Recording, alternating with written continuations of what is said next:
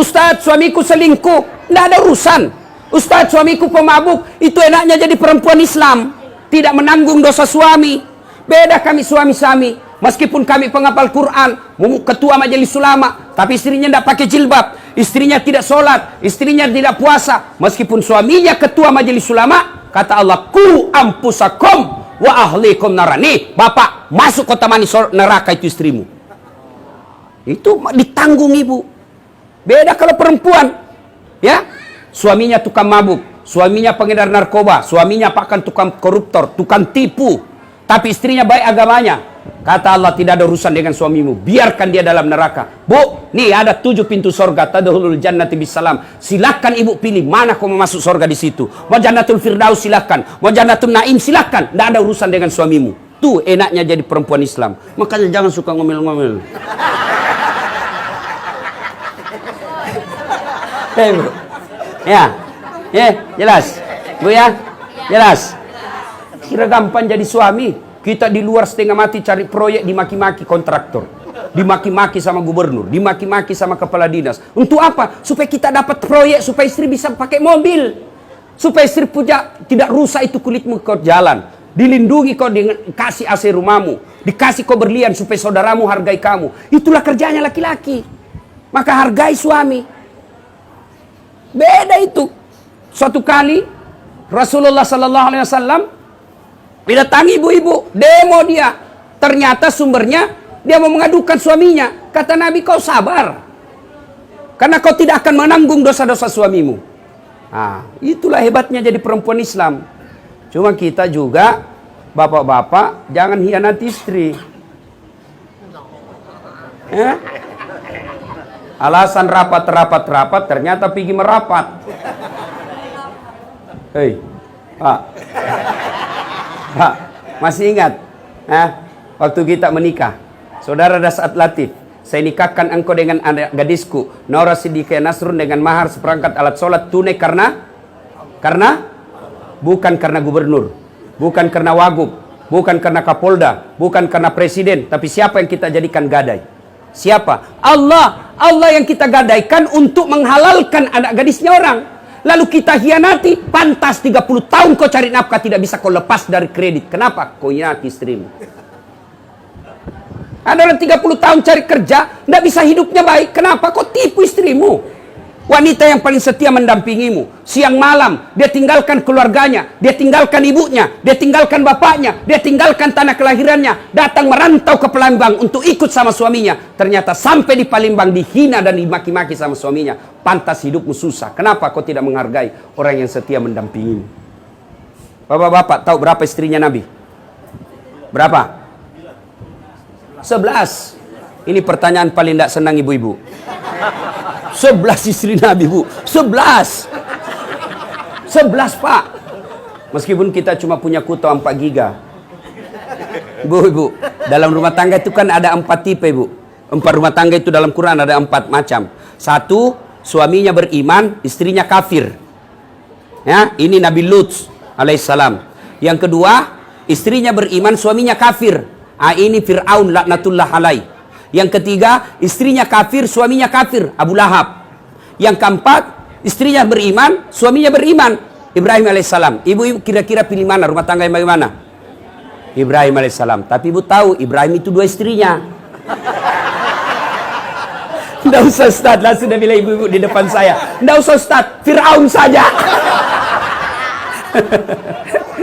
Bapak, saudara-saudara sekalian. Nah, Rasulullah itu 11 istri beliau.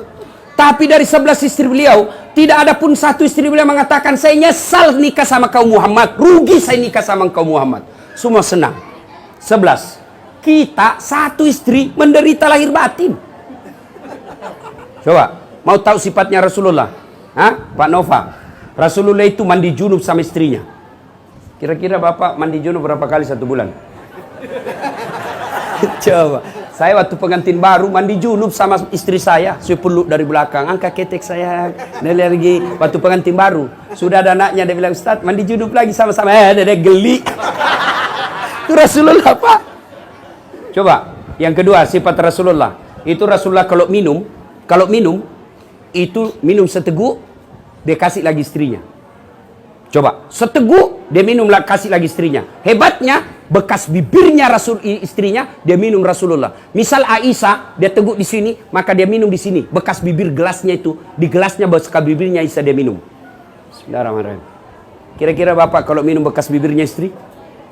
Busuk betul mulutmu. Subhanallah. Itulah Rasulullah sallallahu alaihi wasallam. Maka wajar beliau sangat dicintai oleh istri-istrinya. Nah, ibu-ibu, tuan-tuan yang saya hormati. Berikutnya, saya perlu jelaskan ini akikah. Gunting rambut. Itu sunnah. Ya. Ketika cucu dan anak-anak Rasulullah lahir, itu bagaimana cara Rasulullah? Dia cukur gundul rambutnya. Cukur gundul, setelah itu rambut yang gundul sudah dicukur itu ditimbang. Lalu beratnya itu dinilaikan emas. Tadi ini Ananda ini saya lihat Muhammad Edsel ini kan rambutnya masih tipis. Itu kalau dicukur kira-kira tidak sampai 1 gram. Nah, kalau dia anaknya lahir kribo, banyak rambutnya, dicukur, timbang 2 gram. 2 gram itu dinilaikan dengan emas. Kalau emas 2 gram berapa? Anggaplah 1,5 juta. 1,5 juta itulah yang disedekahkan kepada fakir miskin. Ibu bapak, saudara-saudara sekalian, pada akhirnya kekayaan kita adalah anak yang soleh dan soleha. Saya banyak melihat ketika meninggal, luar biasa, bunga kembang belasungkawa, koran TV mengumumkan. Tapi beberapa bulan kemudian tertulis depan rumahnya, rumah ini mau dijual. Kenapa? Anak-anaknya bertengkar gara-gara warisan. Nah, ini orang tua miskin ini. Tapi berapa banyak juga orang tua saya lihat anaknya, seperti saya 14 bersaudara Pak. Saya anak ke-13. Ibu saya tidak tahu bahasa Indonesia, tapi alhamdulillah tiap bulan dapat gaji 14 juta 1 bulan. Dari mana? Dari anak-anaknya. 1 anak 1 juta. Dia bilang ibu saya, seandainya saya tahu begini, saya tambah lagi anakku. Maka bapak ibu-ibu buat banyak-banyak anak ya, doakan supaya anak yang soleh dan soleha. Tuan-tuan, puan-puan yang saya hormati, inilah tausiah kita, mudah-mudahan ada manfaat. Terima kasih Pak Nova yang seingat saya belum lahir anak beliau sudah menghubungi saya. Makanya saya kemarin masih ada di Kuala Lumpur, Malaysia. Itu saya diminta ceramah di Sabah. Wali kotanya Sabah dan ternyata keturunan orang Bugis minta saya hadir hari ini di Tawau untuk ceramah tabligh akbar. Tapi saya bilang, saya ingat Pak Nova masih 4 bulan yang lalu itu dia minta. Tidak enak saya tinggalkan ini acara. Ya, alhamdulillah saya bisa hadir di tempat ini. Mudah-mudahan kehadiran saya ada faedah di antara kita.